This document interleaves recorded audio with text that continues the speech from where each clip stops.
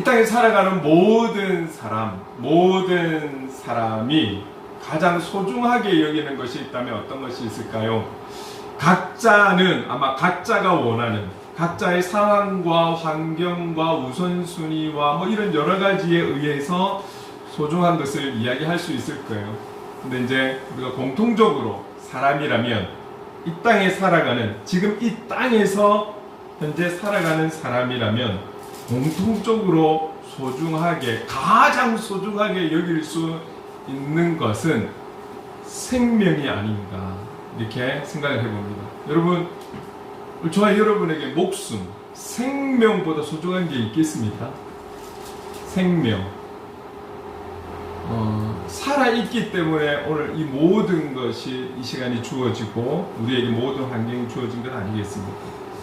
지금 살아있다라는 것, 나에게 생명이 있다라는 것, 참 가장 소중하고 귀한 것입니다.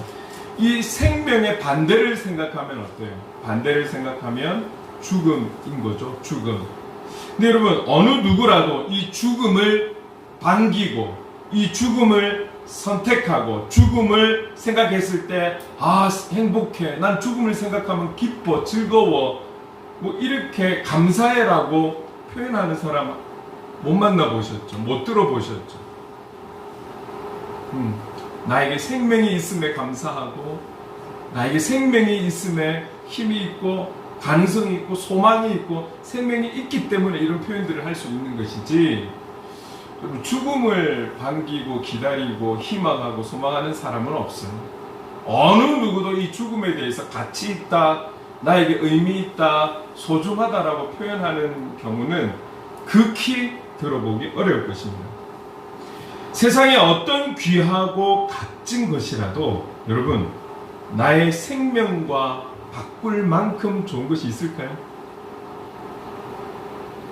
여러분들이 원하는 것 다 줄게, 너가 원하는 것 다 줄게, 그러나 너의 생명 나에게 줘 라면 주겠습니까?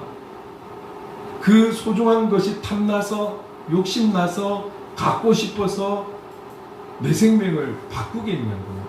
바꾸는 사람 없어요. 누가 그래요? 삶에 어떤 고난을 겪고 있다 해도 그래도 죽는 것보다 사는 게 좋지 않나요? 그 어려움 때문에, 그 고난 때문에, 고통 때문에 죽고 싶다라고 표현하는 것은 정말 죽고 싶어서 표현하는 것일까요? 죽을 만큼 그 상황이, 환경이 어렵다라는 것을 표현하는 것이죠. 어떤 상황이라 할지라도 살아있는 것이, 생명이 있는 것이 여러분 더 귀한 것이죠. 아주 극히 예외적인 상황도 있기는 합니다. 나에게 일어난 모든 일들, 사건들, 상황들, 이런 부분들이 너무 절망적이고 겪고 있는 어려움이나 고난과 고통이 나의 한계로 인해서 이 모든 것을 내려놓고 싶은 마음, 이겨낼 수 없고 소망도 없고 희망도 없는 그런 마음에서 삶을 포기하고 싶은 그런 경우나, 원하는 것은 아니었지만 정신적 충격이나 육체적 충격, 어떤 관계와 일 속에서 큰 상처를 받아서 큰 아픔을 가지고 있는 그런 자들이 생명을 포기하고 죽음을 선택하는 일들도 간혹 있기는 합니다. 인간적으로는 그런 부분에 대해서 뭐 쉽게 이해가 된다라고 표현할 수는 없겠지만 충분히 그 마음을 이해하려 하고 격려하고 위로하고 싶은 마음이 생기는 것이죠. 이런 선택을 하는 자들에 대해서 살아있는 자가 함부로 이렇다 저렇다, 죽음 이후의 상황에 대해서, 특히 그리스도인들 이렇다 저렇다 우리가 함부로 쉽게 표현해서는 안 되겠지만, 그러나 한 가지 우리가 분명하게 기억하고 알아야 하는 것은, 그런 극단적인 선택과 나의 한계로 인해서 더 이상의 소망을 갖지 못하고 절망 속에서 어쩔 수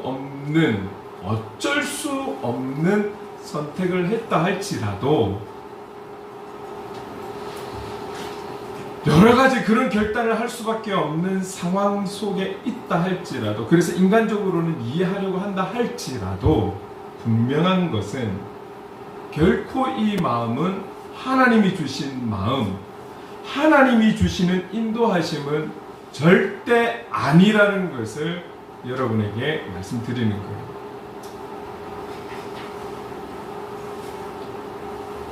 여러분, 우리가 영화나 드라마에서 가끔 보지만, 아주 가끔 보게 되죠. 뭐 강도가 들어왔다 그랬을 때, 여러분, 그 집안에 있는 귀한 물건이 있기 때문에 맞서 싸울 사람들이 얼마나 될까요? 뭐 어벤져스 안에 속한 회원이거나 뭐 그 정도 되면 몰라도 일반적인 사람들은 강도가 들어오면 어떻습니까? 집안에 있는 어떤 소중한 것, 귀한 것 다 가져가도 내 목숨을 살려달라고 매달리지 않겠습니까?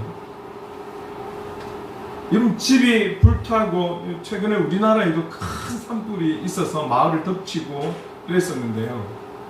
집에 불이 났는데 귀한 것이 있어서, 소중한 것이 있어서, 가치 있는 것이 있어서 그거 가지려고 그 화염 속으로 들어가는 사람은, 그래서 뭐 절대 없다라기보다는 거의 없겠죠. 어떤 상황에서도 그 화염 속에 빠져나오려고 하지, 그 귀한 것, 소중한 것, 값진 것이 있어서 그 안으로 들어가는 사람은 극히 드뭅니다. 하물며 그 안에 생명이 있는 자녀들이 있거나 또 내 가족이 미처 빠져나오지 못했을 때 정말 용기 있는 열에 한두 명은 될까요? 빼고는 발을 동동 구릴 뿐이지 들어가기가 쉽지가 않습니다. 그만큼 이 세상에 어떤 귀한 것, 값진 것보다도 나에게 있어서 제일 소중한 것은 생명이죠. 생명. 그나마 가족이 안에 있을 때 발을 동동 구르고, 또 어떤 용기 있는 자는 담요에 물을 묻혀서 뛰어들어가는 자는 생명이 귀하기 때문에 뛰어들어가는 거지, 값진 보석 때문에, 물건 때문에 들어가는 경우는 아닌 거죠. 그런 사람들 중에서도 적잖은 사람은 위기의 상황을 모면해서 내 생명에 아무런 문제가 없다라고 확인이 되면 그때서야 저 안에 있는 물건들이 생각나고 기억나고 아쉽고 그리고 걱정되고 화가 나고, 이런 상황들이 생기는 거죠. 이것은 이 땅에 살아가는 사람이라면 거의 누구나가 그렇습니다. 중요한 것은 제일 먼저 본능적으로는 자기의 생명을 지키고자 하는 마음이 있다라는 거죠. 본능적으로. 그만큼 그 어떤 무엇과도 바꿀 수 없는 귀한 것이 지금 우리가 누리고 있는 생명이라는 것입니다. 여러분, 오늘 본문에도 보면 이 생명에 대해서 이렇게 말씀하고 있어요. 여러분, 성경책을 보시면서 본문 26절 말씀 같이 한번 읽어볼게요. 시작. 사람이 만일 온 천하를 얻고도 제 목숨을 잃으면 무엇이 유익하리요? 사람이 무엇을 주고 제 목숨과 바꾸겠느냐? 여러분, 온 천하를 다 얻었다 할지라도 내가 생명이 없으면 무슨 의미가 있는 거예요? 가까이에 우리 수년 전에 이 땅에 제일 잘 사는 갑부가, 회장님이 죽었는데 그 자기의 재산에 무슨 의미가 있겠습니까? 천하를 얻고도 목숨을 잃으면 무슨 의미가 있겠냐고요. 사람이 무엇을 주고 자기 목숨과 바꾸겠냐? 가장 원초적인 질문인 거잖아요. 도대체 이 땅에 그 어떤 것으로, 귀한 것으로 너의 목숨과 바꿀 수 있겠느냐? 너의 목숨과 생명과 바꿀 수 있는 것은 없다라는 걸 말씀하고 싶으신 거잖아요. 여러분, 우리는 이 땅의 그 어떤 것보다도 귀한 것을 지금 현재 누리고 있다라는 사실. 우리가 감사할 때 생명에 대해서 감사해 본 적 있으십니까? 내가 살아있음에 감사해 본 적 있으십니까? 내가 호흡을 하고 있음에 감사해 본 적 있으십니까?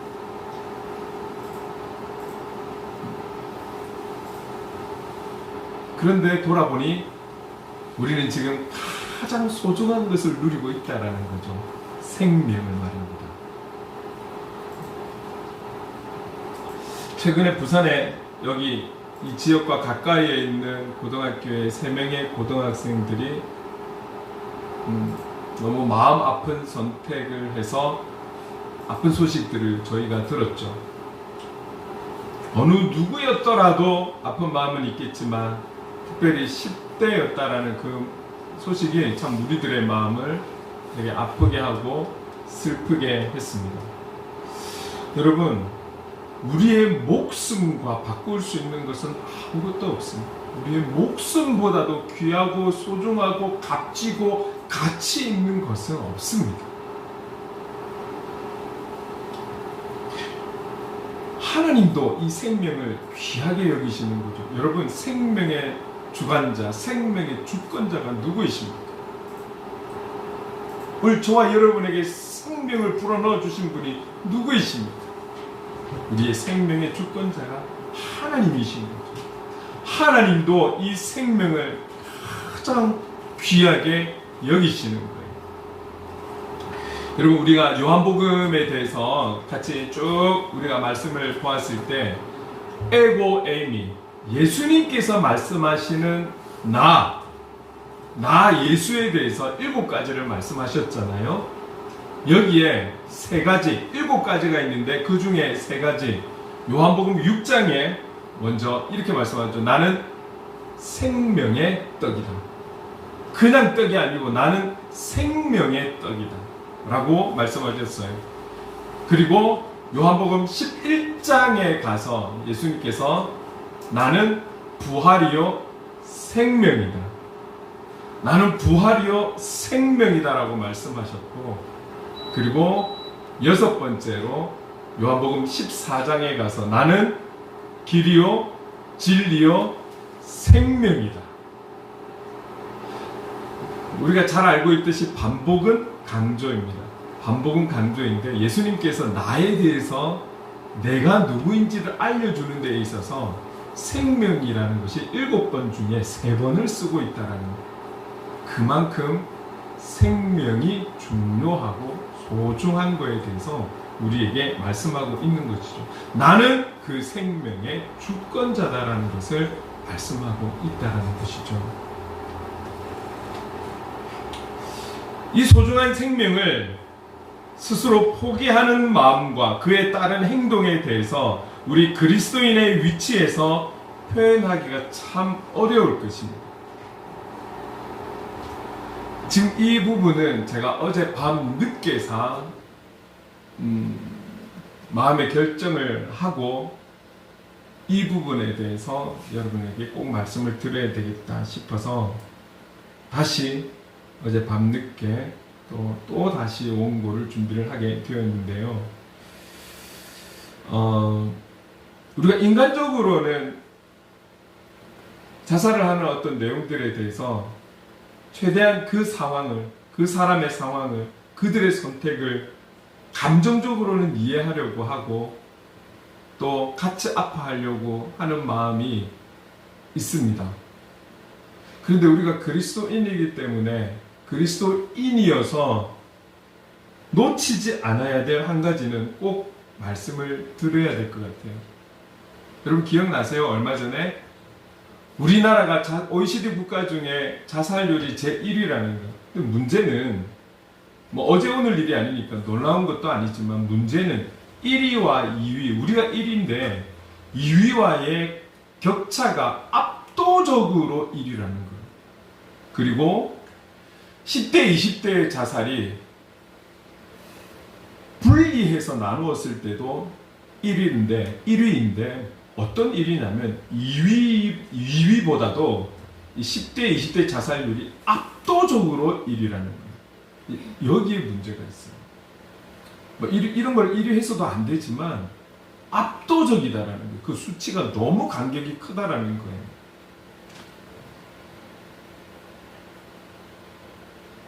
그래서 너무 마음이 아프죠. 여러분, 예수님 이야기로 한번 좀 돌아가 볼게요. 예수님께서 이제 내가 십자가를 향해서 나아가야 될 때가 되었다라고 생각하셨을 때 예수님께서 제자들을 불러 모아서 정말 이런저런 말씀을 많이 해주세요. 많이 해주시고 그리고 예언도 많이 하시고 그 중에 이 말씀이 있어요. 누가복음 21장 34절에서 36절까지인데요. 이 말씀을 같이 한번 읽어보겠습니다. 누가복음 21장 34절에서 36절까지 천천히 읽어볼게요. 시작. 너희는 스스로 조심하라. 그렇지 않으면 방탕함과 술 취함과 생활의 염려로 마음이 둔하여지고 뜻밖의 그날이 덫과 같이 너희에게 임하리라. 이날은 온 지구상에 거하는 모든 사람에게 임하리라. 이러므로 너희는 장차 올 이 모든 일을 능히 피하고 인자 앞에 서도록 항상 기도하며 깨어 있으라 하시니라. 아멘. 여러분 보십시오. 여기서 가장 제 시선에 들어왔던 내용은 이거예요. 너희는 저도 포함이 되잖아요. 너희는 스스로 조심하라. 조심하라. 앞으로 예수님께서 이제 곧 십자가에 못 박혀 죽어서 제자들과 함께하지 못할 때가 올 것인데 너희는 스스로가 조심해라. 그렇지 않으면 이렇게 될 것이다.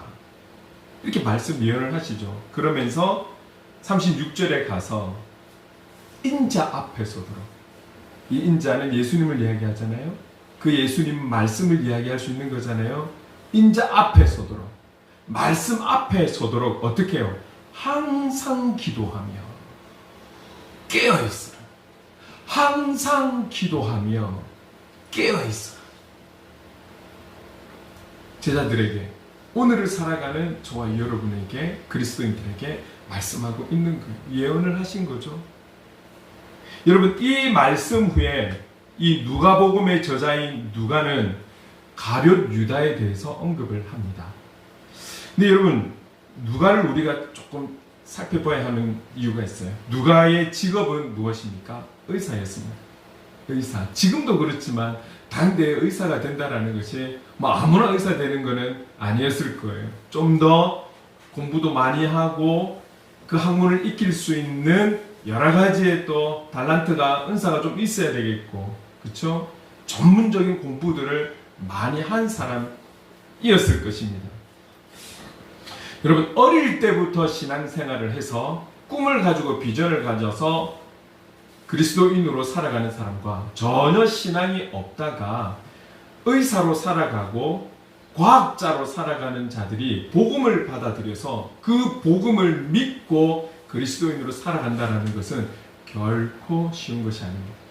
어릴 때부터는 배워온 게 있기 때문에 그 바탕에서 꿈을 꾸고 비전을 가지면서 의사가 된 것과 전혀 이런 것 없이 공부와 지식과 과학적인 힘을 통해서 의사가 된 사람이 이 성경에 나와 있는 내용을 믿는다라는 것은 더 많은 시간과 인내와 기다림이 필요한지도 모르겠습니다. 누가는 이런 사람이었습니다. 의사였습니다. 상당히 집중력과 관찰이 필요한 직업을 가진 사람, 그리고 과학의 근거를 두면서 치료하는 사람이었습니다. 그런데 이 가룟 유다에 대해서 표현을 해요. 마태, 마가, 누가, 요한 사복음서에 어떤 내용은 전체가 다 나와 있는 내용이 있고 어떤 내용은 한두 저자에는 빠진 내용들이 있어요. 그런데 가룟 유다가 예수님을 배신한 내용에 대해서는 다 나와 있어요. 다 나와 있는데 이 가룟 유다에 대해서 누가는 누가복음에만 나와 있는 한 문장의 표현이 있어요. 그것이 어떤 것이냐면 누가복음 22장 3절 4절 말씀이에요. 같이 한번 읽어보도록 하겠습니다. 시작. 12 중에 하나인 가룟인이라 부르는 유다에게 사탄이 들어가니 4절. 이에 유다가 대제사장들과 성전 경비대장들에게 가서 예수를 넘겨줄 강도를 의논하매, 이 4절 이후의 내용들은 다른 복음서에도 나와 있어요. 그런데 4복음서 중에 유일하게 나와 있는 내용이 바로 3절. 제가 다시 한번 읽어보면 12 중에 하나인 가룟인이라 부르는 유다에게 사탄이 들어가니, 이 표현은 누가복음에만 있습니다. 저는 의사인, 직업이 의사인 이 누가가 이 표현을 썼기 때문에 더 이 문장의 신뢰가 가요. 말씀드렸던 것처럼 의사는 어떤 영적인 힘, 어떤 종교적인 힘을 가지고 치료하는 사람이 아니에요. 과학의 근거를 두고, 지식의 근거를 두고, 또 집중력을 통해서 자기의 훈련과 연습과 준비로 인해서 수술도 하고 치료도 하는 사람이잖아요. 그리고 약을 처방하는 사람인 거잖아요. 그런데 오늘 가룟 유다에 대해서 그가 신앙적으로, 영적으로 표현하는 것이 그 유다에게 사탄이 들어갔다. 사탄이 들어갔다. 요즘은 과거에 저희들 어릴 때에 비해서 정신과 같은 경우 과거에 수십 년 전에는 좀 부끄러워서 못 갔다면 요즘은 그냥 우리가 아플 수 있는 한 부분으로 생각하고 편하게 상담을 하러 가죠. 좀 고가를 지불을 하고서라도. 근데 정신과 의사들 중에도 예수 믿는 분들이 많이 계세요. 그러나 그걸 학문적으로 또 나와 있는 논문에 근거하여 여러 가지의 상황과 환경들에 있어서 약을 처방하고 진단을 하고 살펴보는 거죠. 근데 이렇게 종교적인 발언은 쉽게 할 수가 없어요. 조심스러운 부분이거든요. 그런데 누가는 가룟 유다에 대해서 이렇게 표현하고 있어요. 유다에게 사탄이 들어가니, 가룟 유다에게 사탄이 들어가니. 기억하십시오. 유다는 예외적인 사람입니까? 예수님께서 12명의 제자 뽑았는데 그 12명 속에 들어가 있는 제자였습니다. 그리고 그가 좀 학식이 있어서입니까? 배움이 있어서인지는 모르겠으나 그 제자들이 생활하는 데 있어서 필요한 물질적인 부분을 담당했던, 회계를 담당했던 사람이 돈을 계산이 빠르다는 거겠죠. 똑똑하니까 맡기셨겠죠. 그런 사람이 가룟 유다였습니다.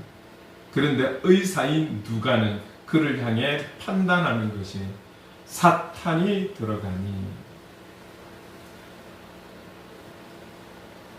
예수님을 배반하고 판 그 후의 유다 이야기는 마태복음 27장과 사도행전 1장에는 한 3절 정도 나와 있고요. 마태복음 27장에는 좀 그래도 길게 가룟 유다의 마지막에 대해서 이야기가 나와 있어요.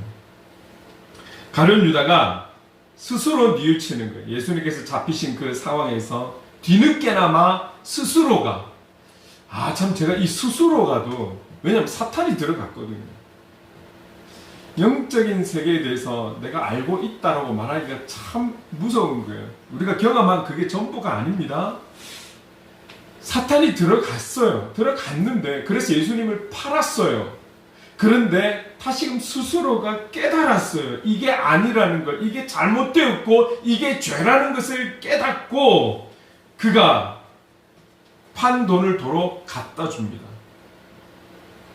판 돈을 도로 갖다 줍니다. 자, 그리고 그 이후에 어떤 상황이 일어났느냐? 마태복음 27장 5절은 이렇게 표현하고 있습니다. 같이 읽어볼게요. 시작. 유다가 은을 성소에 던져놓고 물러가서 스스로 목매어 죽은지라. 스스로 깨달았고 잘못을 뉘우치고 난 뒤에 스스로 목매어 죽었습니다. 이런 결론으로 가룟 유다는 끝이 나는 거예요. 누가 가룟 유다가 아니라고 말할 수 있겠습니까? 사탄을 이길 자가 누구입니까? 우리 힘으로, 우리의 능력으로 사탄을 이길 자가 누구입니까? 어디 감히 사탄을 우리 힘으로, 죄인된 우리의 힘으로 어떻게 이길 수가 있겠습니까? 그래서 예수님의 조금 전에 말씀, 항상 기도하라, 깨어있으라. 여러분, 이 말씀은요, 예수님이 이때만 말씀하시는 것이 아니라 신약 전체적으로 보면 여러 번 나와 있어요. 항상 기도하라, 깨어있으라, 여러 곳곳에서 말씀하고 있는 내용입니다. 여러분, 우리가 사단을 너무 쉽게 생각해서는 안 돼요. 우리 눈에 보이지 않는다고? 차라리 우리 눈에 도깨비처럼 보이면 맞서 싸울 수 있을지 모르겠어요. 눈에 보이지 않는 우리 안의 그 죄성들, 순간순간 우리가 나의 유익과 나의 쾌락과 나의 정욕을 위해 주님의 등 돌렸을 때 내 안에 들어온 이 가룟 유다에게 들어온 이 사단처럼 우리 안에 들어와 있는 사단을 누가 이긴단 말입니까?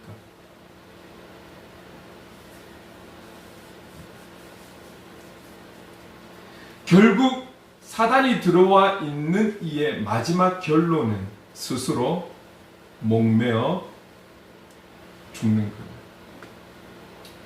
이것만이 지금에 일어나고 있는 모든 여러 상황 속에서 죽음을 선택할, 스스로 죽음을 선택할 수밖에 없는 일에 대해서 적용하고 싶은 것은 아닙니다. 그러나 우리가 신앙적으로 이 부분도 있다라는 것은 꼭 기억을 해야겠습니다. 누구도 예외일 수 없기 때문에 그렇습니다. 여러분 보십시오.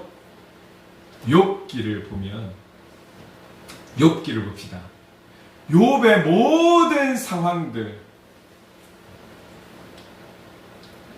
그때 당시에 최고의 갑부가 욥 아니었습니까? 그런데 사탄이 욥을 시험하기로 합니다. 그 시험에 대해서 하나님은 허락을 합니다. 대신에 욥기 2장에 보면 하나님께서 그의 생명은 건드리지 마라. 그의 생명은 건드리지 마. 생명을 건드리지 말고 시험을 하는데 그의 재산 다 잃어버립니다. 동방의 최고의 부자였던 그가 다 잃어버립니다. 그리고 그의 자녀들, 아들들 다 죽어버립니다. 그러면 옆에 아내는 그 남편을 위로하고, 서로가 그래야 되겠죠. 서로가 위로하고 격려하고 해야 되는데, 당신 하나님 욕하고 죽어라. 구체적으로 나와 있죠. 당신 하나님 욕하고 죽어라 라고 표현했던 사람입니다. 무슨 위로가 되고 힘이 되겠습니까? 거기에다가 멀쩡했던 자기의 몸마저 만신창이거든요.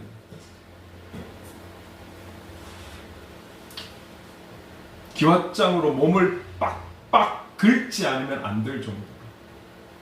이거 뭐 당하지 않으면 알 수 없는, 경험하지 않고는 그 아픔을 알 수 없는, 가진 거 다 잃었죠. 가족 다 잃었죠. 자기 몸도 생명만 남아있고 다 잃었죠. 절친들이 찾아옵니다. 절친들이 찾아와서 위로한다고 하는 말이 정죄합니다. 빨리 회개해. 정죄의 내용이 다를 뿐이지. 너 빨리 회개해. 네가 잘못했으니까, 네가 죄를 지었으니까 아픔을 줍니다. 주어진 상황만 해도 힘든데, 그런데 친구들이 와서 하는 말이 너 죄인이야. 죄 지었잖아. 회개해. 이 모든 극한 상황을 결국 견뎌냅니다. 모든 것이 갑절로 하나님께서 축복해 주시고 욥은 끝이 납니다. 여러분, 하나님의 방향은 죽어가는 영혼을 살리는 거예요. 죽어가는 육체를 살리는 거예요. 그리고 죽어가는 영혼에게 죽음으로 끝이 아닌 영원한 생명을 주시는 분이 하나님이십니다. 그 영원한 생명 가운데 우리에게 구별된 하나님 나라, 천국을 주시는 것이죠. 그러나 사탄은 그렇지 않습니다. 어떤 상황이라도 육적이든 영적이든 죽음으로 몰고 가는 무리가 영이 사탄입니다. 그리고 그 사탄도 영원한 나라를 보냅니다. 어디로? 지옥이라는 영원한 나라로 보냅니다. 하나님과 사탄의 방향이 틀린 거예요. 그래서 하나님을 만난 자, 하나님을 온전히 만난 자는 그 아픔 속에서도 주님을 기억하며 죽어갑니다. 왜요? 하나님 나라에 입성하게 되니까. 그러나 지옥의 영원한 나라 가게 되는 그 영혼들의 마지막 죽음을 경험하면, 여러분, 제가 잊을 수가 없습니다. 이를 갈고 그 얼굴이 시커매가지고 이를 가는 그 모습은, 그 소리는 제가 바로 그 앞에 임종을 지켜봤기 때문에 자기들도 알거든요. 사탄의 인도는 스스로 죽게 만드는 거예요. 모든 상황과 환경 속에서 죽게 만드는 거예요. 여러분, 하나님은 생명을 지키려 하시지만, 그리고 영원한 생명 하나님 나라로 인도하기를 원하시지만, 사단은 고난과 고통 속에서 스스로 포기하게 만듭니다. 생명을. 그리고 영원한 나라로 인도합니다. 지옥으로. 꼭 우리는 이 부분을, 요즘 이런 설교 잘 안 하잖아요. 재미없으니까. 별로 듣기 좋은 거 아니니까. 그래서 잘 안 합니다. 그래서일까요? 경각심을 잃어버립니다.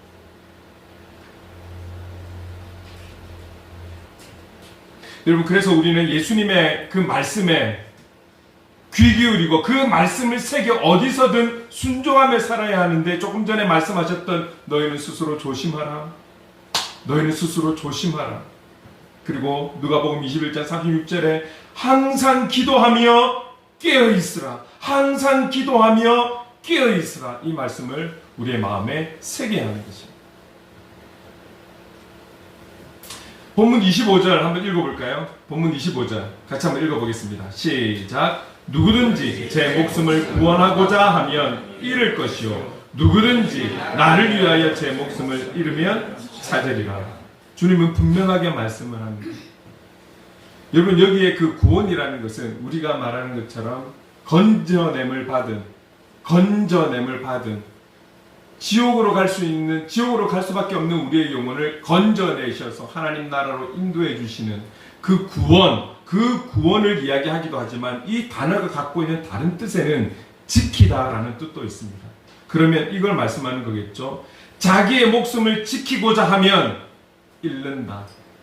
자기의 목숨을 지키고자 하는 마음으로 살아가면 잃는다. 그러나 그 목숨을 나를 위해 쓴다라면, 나를 위해 바친다라면, 나를 위해 잃으면 다시금 찾는다. 영원한 생명을, 어떤 영원한 생명? 천국을, 하나님 나라를 찾게 된다라고 우리에게 분명하게 말씀하고 있습니다.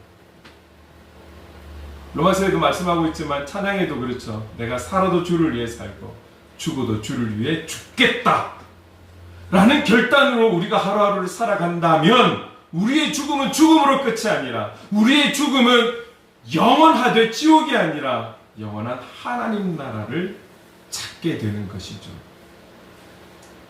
여러분, 우리가 마지못해 현장으로 나아가 살아가는 것 아닙니다. 이런 마음을 가지고 현장에 나아가 삶의 예배자로 살아가야 할 줄로 믿습니다. 여러분, 주님은 자기 목숨을 지키고자 하면 잃는데, 나를 위하여, 예수를 위하여 자신의 생명을 포기하고자 하는 자는 반드시 자기의 목숨을, 영생을 찾게 된다라고 오늘 본문 25절에 말씀하고 있는 것이죠. 이렇게 살아가는 자를 우리는 우리의 용어로 쓴다라면 제자, 주님의 제자라고 표현할 수 있을 것입니다. 자, 그럼 제자는 어떻게 살아가는 자입니까? 주님의 제자로 살아가는 자들은 어떻게 살아가는 자가 제자입니까? 여기에 대해서 본문 24절은 구체적으로 우리에게 말씀하고 있습니다. 주보에는 24절을 주제절로 해서 제가 실어놨거든요.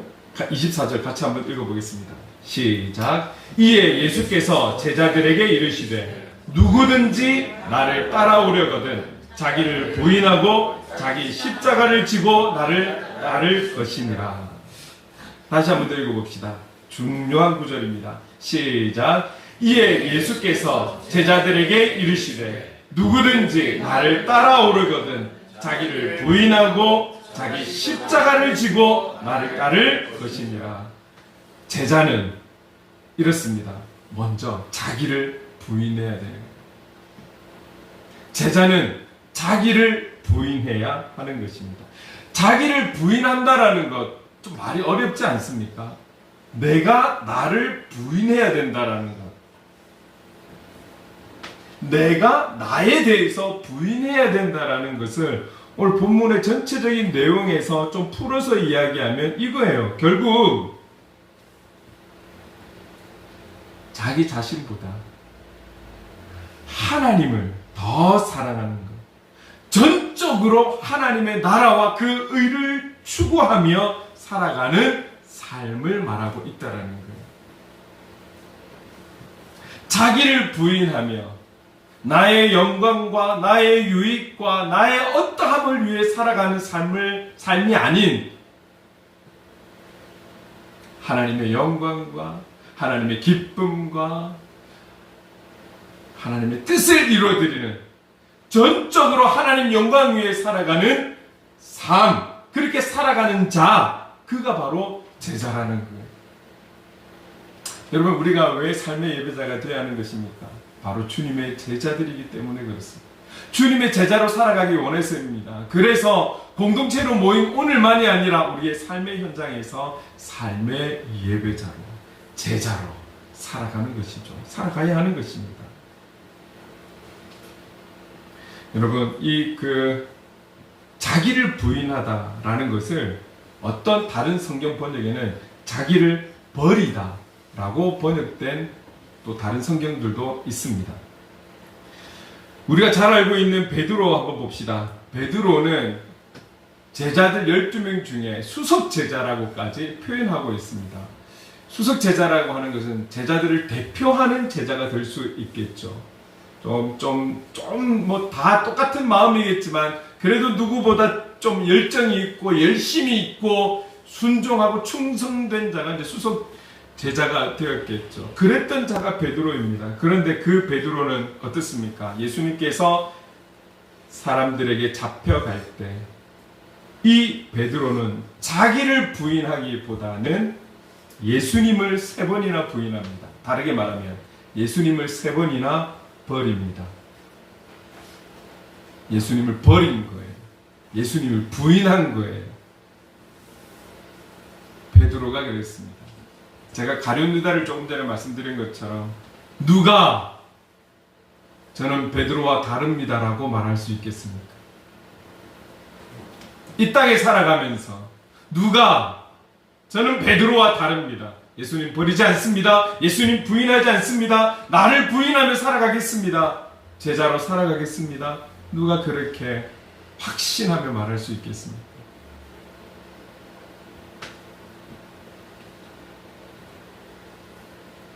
예수님을 제자로, 주님의 제자로, 예수님을 나의 스승으로, 예수님만 바라며 살아가기를 결단하는 자는 예수님이나 다른 누구를 부인하는 것이 아니라 자기 자신을 부인하는 것. 내 안에 있는 모든 것을 버리는 것.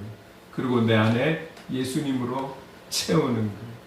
이럴 때마다 제가 예를 드는 찬양이 있어요. 가시나무새. 앞부분만 가사를 말씀드리면 내 안에 내가 너무도 많아서 당신의 쉴 곳 없네. 내 속엔 헛된 바램들로 당신의 편할 곳 없네. 예수님께서 우리 안에 오셔야 되는데 우리 안에 오셔서 우리를 다스리시고 우리를 이끌어주시고 우리를 통치해주시고 그래서 그리스도인으로 살아가야 하는데 주님이 거할 곳이 없어요. 왜요? 내 안에 나로 꽉 차서 내가 가지고 싶은 것, 내가 원하는 것, 내가 누리고 싶은 것, 내 안에 내 것으로 가득 차 있으니 주님이 계실 곳이 없는 거예요.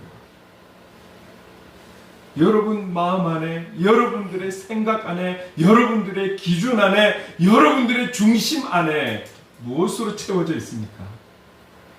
그러면 우리는 점검해야 되는 거예요. 점검해야 되는 거예요.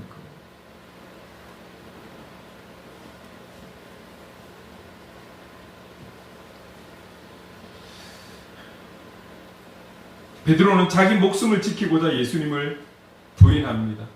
버립니다. 그것도 3번이나. 우리에게 위기가 오고 어려움이 오고 고난이 오게 되면 우리를 부인하며 예수님을 인정하고 끝까지 그분을 따를 수 있는 그런 힘과 용기가 우리에게 있을까요? 제자는 아무나 제자라고 하지 않습니다. 우리가 말하는 제자는 주님만을 바라보며 나가는, 자기를 부인하며 나가는 자를 제자라고 하는 거죠.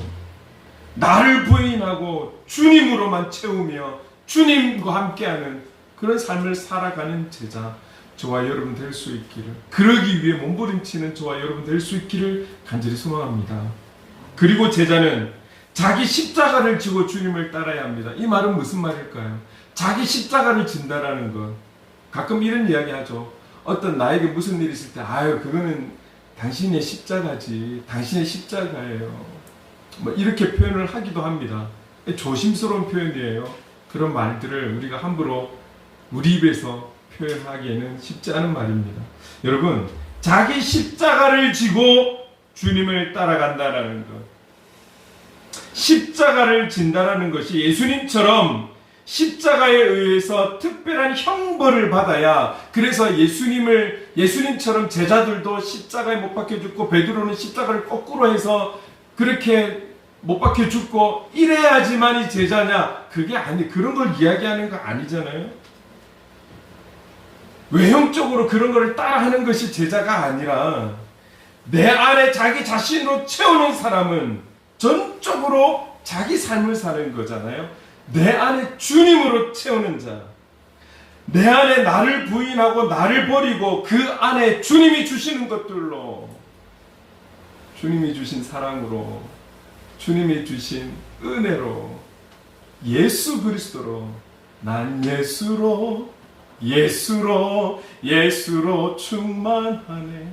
내 안에 예수로 충만하게 그렇게 살아가는 삶, 그가 바로 제자인 것입니다. 여러분, 오늘 우리가 우리 십자가를 지고 살아간다는 것은 십자가를 지고 어디를 뭐 끌고 다니고 이걸 말하는 것이 아니라, 오늘 우리가 있는 교회, 가정, 세상에 어디서라도 주님과 함께 주님의 뜻대로 그리스도인답게 우리가 평소에 외쳤던 그 문장처럼 그렇게 살아가는 삶이 나의 십자가를 지고 살아가는 삶인 거예요. 이런 표현 쓰지 마십시오. 우리 가정 안에 뭔가 문제가 있을 때 그건 내 십자가야, 그건 당신의 십자가야, 이런 표현 쓰지 마세요. 그렇게 말하는 거 아니에요. 우리의 십자가를 진다는 것은 어디에서든지 그리스도인답게 살아가는 삶을 이야기하고 있다는 것을 기억하십시오. 그런 자를 향해서 제자라고 표현할 수 있는 것입니다. 이렇게 제자로 살기를 결단하는 자, 그렇게 몸부림치는 자는 분명 갈라디아서 2장 20절에서 말씀하고 있는 그 말씀처럼 살아가려고 노력할 것입니다. 갈라복음 2장 20절의 말씀은 조금 뒤에 찬양으로 우리 함께 고백했으면 좋겠습니다. 주님을 따르는 자, 주님을 따르기로 결단한 제자는 예수쟁이로 살아가는 자, 그리고 허락하신 성령의 인도함을 받아 살아가는 자, 그 성령의 통치함을 받으며 살아가는 자, 주님의 뜻을 이루기 위해 나아가는 자입니다. 저와 여러분, 이런 제자로 살아가지 않으시겠습니까? 결코 쉬운 것은 아니지만, 그렇지만 오늘 나 자신을 부인하고 나의 십자가를 지고 주님을 따르는 제자, 삶의 예배자로 함께 살아갈 수 있기를 소망합니다. 아멘. 여러분, 지금 이 시대의 수많은 교회, 그 교회 안에 직분자가 많아지는 것이 필요한 것이 아니라, 성직자가 많아지는 것이 필요한 것이 아니라, 오늘 말씀처럼 주님을 온전히 따르는 누군가가 필요한 거예요. 주님을 따르기로 결단한 하나님의 사람들이, 제자들이 필요합니다. 특별히 다음 세대를 살아가야 될, 다음 세대의 주인공이 되는 우리 젊은 분들, 청년들, 청소년들 이 안에 나를 부인하고 나의 십자가를 쥐고 주님의 영광 위에 살아가겠습니다 라고 결단하는 그런 이들이 이 땅의 청소년들 중에, 청년들 중에, 정말 젊은 영혼들 중에 이렇게 살기를 결단하고 헌신하는 많은 이들이 일어날 수 있도록 우리는 기도해야 될 것입니다. 그리고 우리가 할 수 있는 지원을 아끼지 말아야 할 것입니다. 왜? 갈수록 이 사단은 더 많은 영향력을 끼치며 살아갈 것이기 때문에 그렇습니다. 오늘 행복을 그리는 교회 우리가 소수 있지만 여기에 있는 우리 청소년에서 청년 우리 모두가 주님의 제자로 살아가기를 오늘 본문의 말씀처럼 주님을 따르며 주님만을 따르며 살아가기를 결단하는 저와 여러분 예수님을 따르는 제자 참된 그리스도인의 삶을 살아가기로 그렇게 몸부림치며 살기로 결단하는 저와 여러분 될 수 있기를 주님의 이름으로 축원합니다. 아멘. 아멘.